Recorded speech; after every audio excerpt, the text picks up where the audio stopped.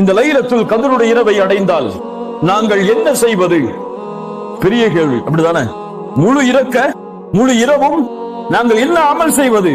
எதை கொண்டு அதை வரவேற்பது? என்ன கூறுவது? இந்த லைலத்துல் கத்ருடைய இரவை அடைந்தால் அல்லாஹ்வுடைய தூதர் ஸல்லல்லாஹு அலைஹி வஸல்லம் சொல்லுங்கள், அவர்கள் சொன்னார்கள், அந்த லைலத்துல் கத்ருடைய இரவை அடைந்தால் ஆயிஷா அவர்களை இந்த துஆவை ஓதுங்கள்.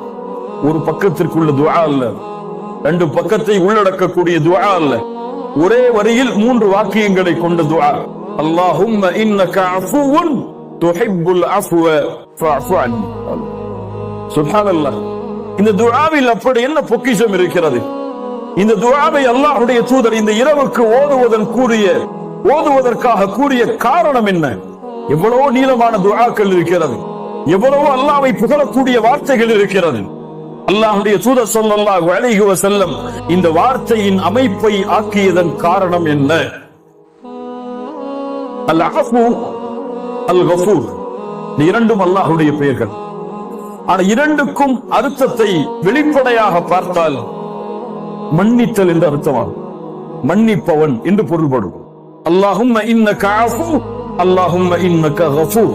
வெளிப்படையாக பார்த்தால் இரண்டும் ஒன்றுதான். ஆனால் அரபி மொழியின் விளக்கத்தோடு பார்த்தால் இரண்டும் ஒன்றல்ல.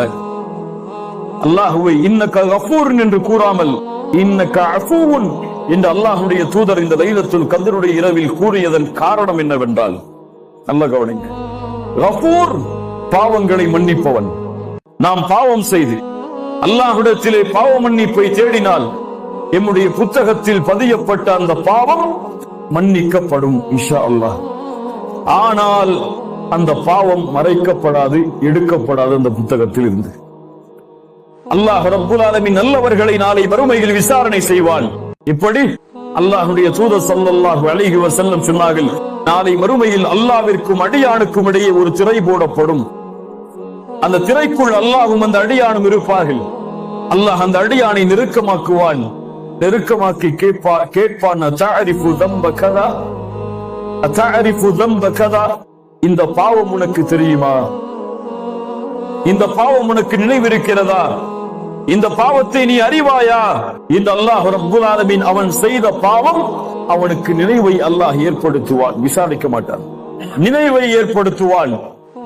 அவன் சொல்லுவான், யா ரப்பி அரிஃப், யா ரப்பி அரிஃப், யா ரப்பி அரிஃப். அறிவேன் யா அல்லாஹ், அறிவேன் யா அல்லாஹ், அறிவேன் யா அல்லாஹ். மறைக்க முடியாது அல்லாஹ்விடத்தில். அல்லாஹ் ரப்புல் ஆலமீன் இடத்திலே அவனிடத்திலே அந்த பாவங்களை என்ன ஆரம்பித்தவுடன் அவன் எண்ணிக்கொள்ளுவான், அவ்வளவுதான் அழிந்தேன் நான். அல்லாஹ் என்னை பாவத்தை நினைவுபடுத்துகிறான், நான் அழிந்தேன், இதுவெல்லாம் மன்னிக்கப்பட்டு விட்டது நினைத்தேன், ஆனால் இப்போது நினைவு காட்டப்படுகிறது, எனக்கு தண்டனை தான் என்று அந்த அடியான் எண்ணும் பொழுது அல்லாஹ் அவனை நெருக்கமாக்கி சொல்லுவான், அடியானை கவலைப்படாதே, இன்னி சதர்துஹா அலைக ஃபித் துன்யா வ அனா அக்ஃபிருஹா லக்கல் யௌம். இந்த உலகத்திலே நீ செய்த எல்லா பாவங்களையும் நான் மறைத்தேன், இப்போது யாரும் அறியாமல் மன்னிக்கிறேன், சென்று விடுகின்றேன். ஹிசாபை யஸீரா. இதுதான் முஃமின்களை நாளை மறுமையில் அல்லாஹ் விசாரிக்கக்கூடிய விசாரணையின் முறை. முஃமின்களுக்கு எளிதான விசாரணை இப்படித்தான் அமையும். ஆனால் பாவிகளுக்கு அல்லாஹ் துருவ ஆரம்பிப்பான்.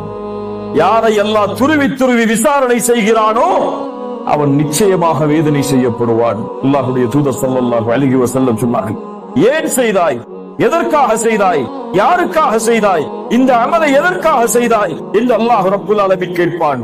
நாம் எல்லாம் அறிந்த நபிமொழிதான்.